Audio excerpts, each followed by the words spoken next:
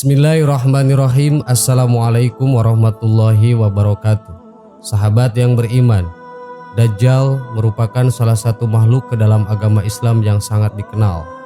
Dalam kitab suci Al-Quran banyak disebutkan mengenai sosok Dajjal dan fitnah yang akan ditimbulkannya. Kemunculan Dajjal dan pengikutnya merupakan salah satu tanda datangnya hari kiamat atau hari akhir. Bersama dengan pengikutnya, Dajjal akan mengembara di bumi agar orang-orang mengakui eksistensi dan kekuasaannya serta berkenan untuk menjadi pengikutnya. Keberadaan Dajjal yang disebut akan menjadi tanda-tanda akhir zaman tersebut sebagaimana dengan sabda Nabi Muhammad SAW. Hal ini dijelaskan pada dalil berikut ini. Artinya, tidak ada satupun makhluk sejak Adam diciptakan hingga terjadinya kiamat yang fitnahnya lebih besar dari Dajjal. Hadis riwayat Muslim. Namun banyak orang yang bertanya-tanya, kenapa Allah menciptakan Dajjal? Tidak satupun yang diciptakan di dunia ini, baik itu benda mati maupun makhluk hidup seperti hewan, terlebih lagi manusia, kecuali sudah ditetapkan tugas dan tujuannya oleh Allah Subhanahu wa Ta'ala.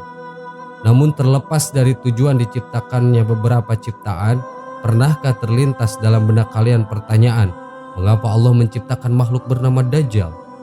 Pasalnya, di satu sisi lain Allah menginginkan hambanya untuk selamat, sedangkan di sisi lain Dajjal diciptakan untuk menyesatkan manusia. Lantas bagaimana pendapat agamawan tentang hal ini?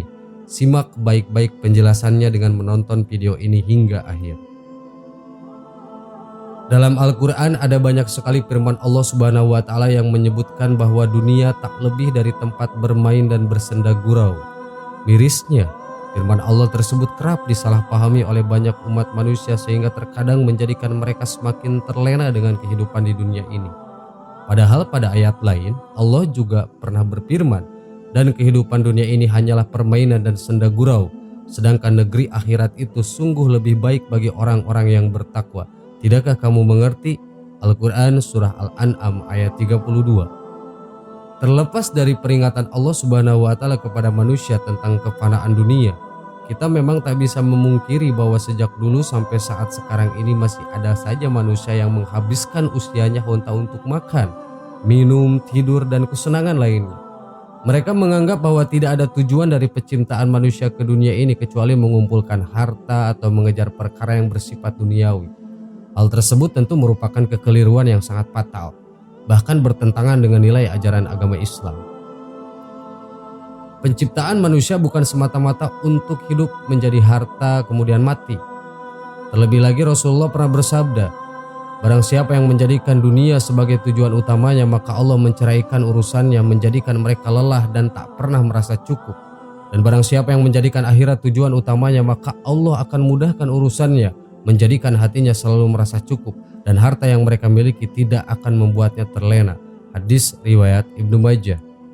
Menariknya, ayat serta penjelasan bahwa dunia tak lebih dari tempat bermain dan bersenda gurau tak hanya berfungsi sebagai peringatan agar umat manusia senantiasa menghadirkan Allah dalam segala aktivitasnya, melainkan seharusnya menyadarkan kita bahwa dunia beserta segala isinya tidak diciptakan dengan sia-sia. Kesadaran seperti itu penting untuk dimiliki oleh seorang muslim.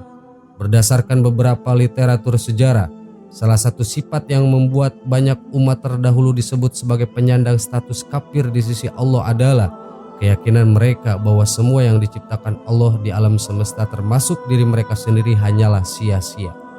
Keadaan tersebut sesuai dengan firman Allah dalam Al-Quran. Dan kami tidak menciptakan langit, bumi, dan apa yang ada di antara keduanya dengan sia-sia. Quran Surah As-Sad ayat 27.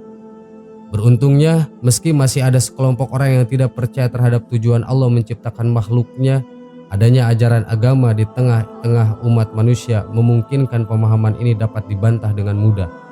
Menurut Imam Ibnu Katsir, ada dua bukti yang menunjukkan bahwa keberadaan umat manusia di dunia ini tidak sia-sia. Tujuan Allah menciptakan manusia. Bukti pertama yang mungkin telah kita ketahui adalah bahwa manusia diciptakan untuk beribadah kepada Allah. Tujuan penciptaan manusia ini ditetapkan oleh Allah agar di akhirat kelak seorang hamba dapat menikmati pahala ibadah yang telah dikerjakannya selama hidup di dunia. Bukti selanjutnya adalah bahwa jika Allah menciptakan manusia tidak sia-sia, itu dapat dilihat dari diutusnya Rasulullah untuk membawa petunjuk kehidupan berupa Al-Quran. Oleh karena itu, Apabila seorang manusia tidak ingin sia-sia menjalani kehidupan di dunia ini, maka taat kepada utusan Allah merupakan hal yang wajib untuk dilakukan. Sebenarnya, selain manusia, semua ciptaan Allah di alam semesta seperti hewan dan tumbuhan, meskipun masing-masing memiliki tujuan penciptaan mereka benda mati. Namun, sebagai makhluk yang diberi akal, manusia terkadang penasaran dan ingin mengetahui lebih dalam mengapa Allah menciptakan semuanya. Anehnya, salah satu makhluk dan ciptaan Allah yang sering dipertanyakan tujuan penciptaannya adalah sosok Dajjal. Hal tersebut terbilang aneh sebab dalam ajaran Islam, Allah menginginkan agar hambanya selamat menjalani kehidupan di dunia. Tetapi di satu sisi, Allah justru menciptakan Dajjal sebagai makhluk yang diberi kemampuan untuk menyesatkan manusia.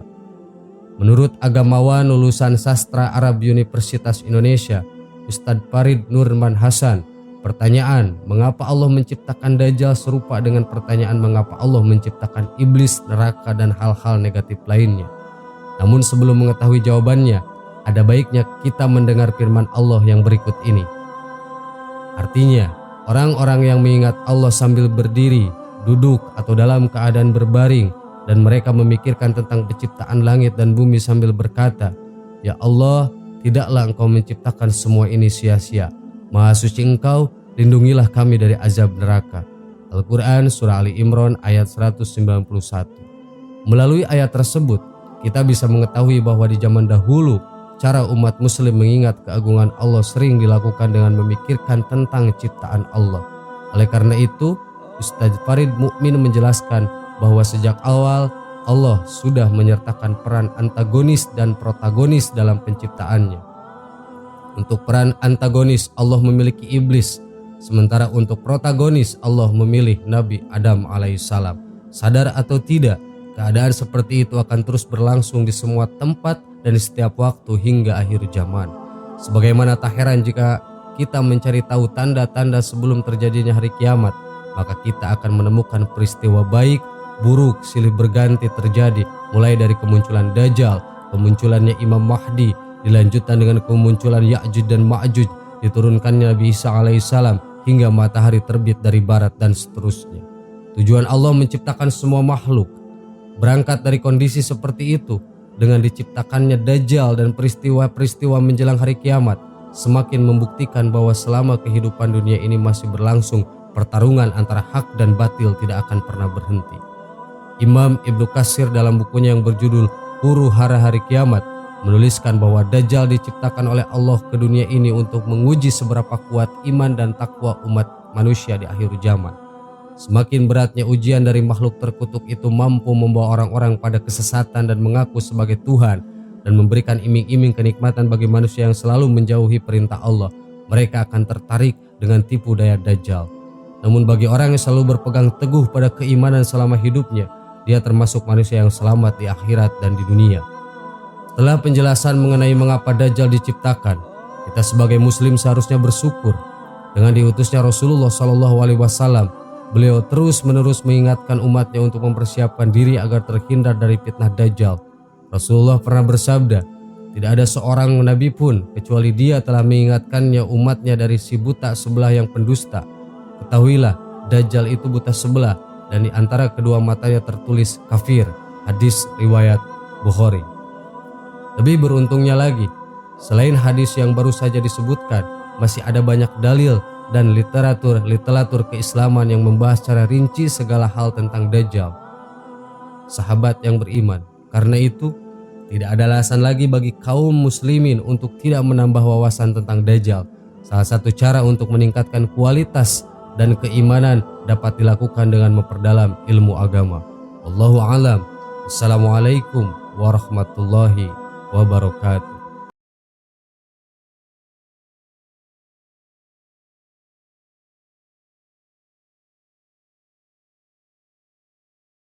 Subhanallah walhamdulillah wa la ilaha illallah wallahu akbar. Subhanallah